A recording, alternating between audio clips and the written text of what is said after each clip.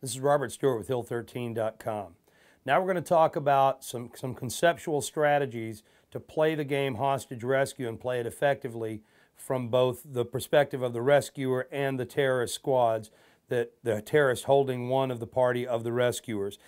When you look at the map, this is a very simple representation, and these are just generalized elements to connotate that there's cover in these locations. The terrorist hideouts are here and here.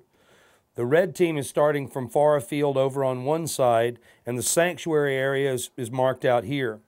Now, we're only going to lightly go through this because a lot of the tactics in terms of team play, communication, aggression, cover and things we've covered before and we will cover yet again.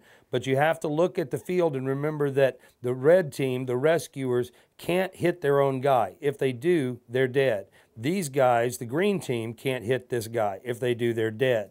One of the ways to look at how you unbunker and safely protect this red team member and get him into the sanctuary is the way in which you array your forces and what those forces do.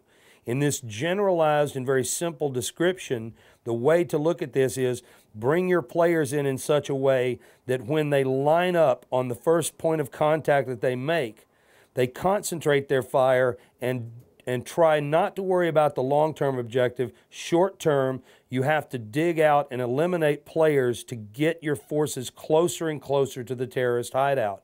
Now, if you were lucky enough to take out this guy from a distance, you can bet they're going to reinforce that position and keep someone with the hostage. So you have to be patient enough to take your time, cover one another as you make your moves, and once you have broken down one side and can make your move on the hostage to be rescued, you have to remember to leave enough team members on this side to protect you when you exfiltrate or remove your hostage and head for sanctuary. What that means is that as the entire team moves in to secure the hostage, they're covering whatever other players are left of the green team and suppress their fire long enough to give you a clear extraction zone and head for sanctuary. When this happens and you begin moving, these players here that have formed your new defensive line are going to retreat with you, and it doesn't matter if they hit these players or not. All that it matters is they prevent these players from getting near your hostage